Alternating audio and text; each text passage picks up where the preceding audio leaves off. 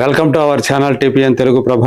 నేను మీ journalist Yagnamurthy. Ustaad Bhagat Singh, power star Pawan Kalyan title role పోషించినటువంటి ఈ సినిమా ఎన్నో ఆశలతోటి థియేటర్లకు వచ్చింది. కానీ అభిమానుల ఆశలన్నిటినీ కూడా అడియాసలు చేసేసింది. హరీష్ శంకర్ డైరెక్ట్ చేసినటువంటి ఈ సినిమా బాక్స్ ఆఫీస్ దగ్గర మాత్రం నిలవలేకపోయింది, గెలవలేకపోయింది. కేవలం దాని ప్రీ బిజినెస్ వాల్యూలో 50% లోపుగానే రికవరీ సాధించి ఈ మధ్య కాలంలో అంటే ఆయన కెరీర్లోనే భారీ డిజాస్టర్ ఏవైతే ఉన్నాయో వాటి సరసన చేరింది ఉస్తాద్ భగత్ సింగ్.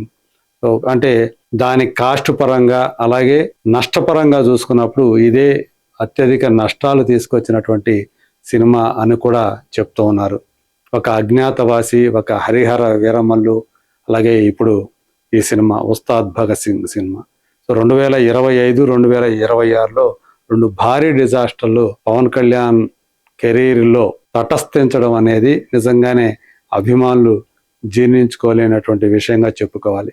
హరిహర వీరమల్లే ఒక బోరింగ్ సినిమా, ఒక డిజాస్టర్ సినిమా అనుకుంటే దానికంటే మించినటువంటి డిజాస్టర్ అవటం మాత్రం ఎవరో కూడా జీర్ణించుకోలేనటువంటి విషయంగా చెప్పుకోవాలి. అందుగురించే ఆయన కూడా, పవన్ కళ్యాణ్ కూడా ఒక తీవ్రమైనటువంటి నిర్ణయాన్ని తీసుకునేలా చేసింది ఈ సినిమా.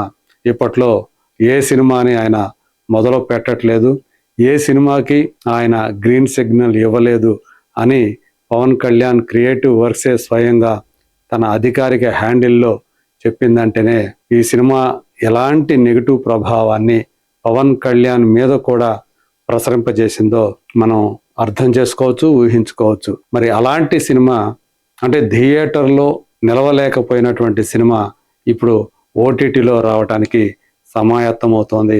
ఈ నెల 16వ తేదీ నుంచి ఈ సినిమా ఓటీటీలోకి వస్తుంది. అది కూడా దిగ్గజ ఓటీటీ సంస్థ అయినటువంటి నెట్ఫ్లిక్స్లో స్ట్రీమింగ్ కాబోతోంది. 5 భాషల్లో, తెలుగుతో పాటు హిందీ, తమిళ, కన్నడ, మలయాళ భాషలో ఈ సినిమా స్ట్రీమింగ్ అవుతుందని నెట్ఫ్లిక్సే స్వయంగా తన అధికారిక హ్యాండిల్ ద్వారా తెలియజేసింది.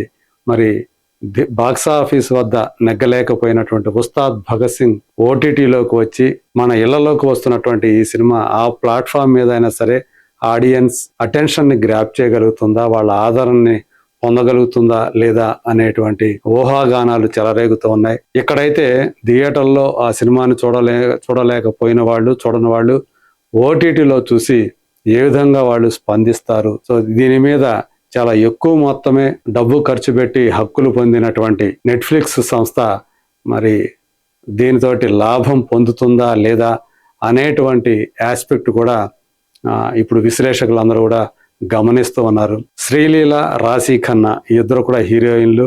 రాశీ ఖన్నా నిజానికి హీరోయిన్ కాదు, ఆమె ఒక పాత్రధారిగానే అనుకోవాలి. ఆమెతోటి ఎలాంటి రొమాంటిక్ యాంగిల్ ఉస్తాద్ భగత్ సింగ్కి లేదు. అదే శ్రీలీల అయితే వాళ్ళిద్దరూ కూడా ప్రేమించుకున్నట్టుగా చూపించారు కాబట్టి ఆమె హీరోయిన్ అనుకోవాలి. పార్థిపన్ తను ఈ సినిమాలో విలన్గా నటించాడు.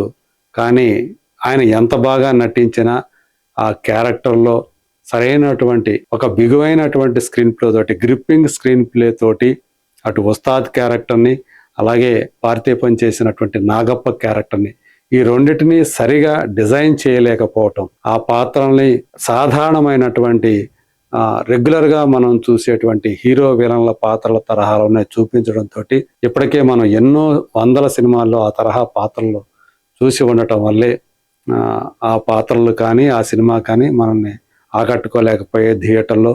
మరి ఇప్పుడు ఓటీటీ ఆడియన్స్, ప్రేక్షకులు ఉస్తాద్ భగత్ సింగ్ని ఎలా ఆదరిస్తారు?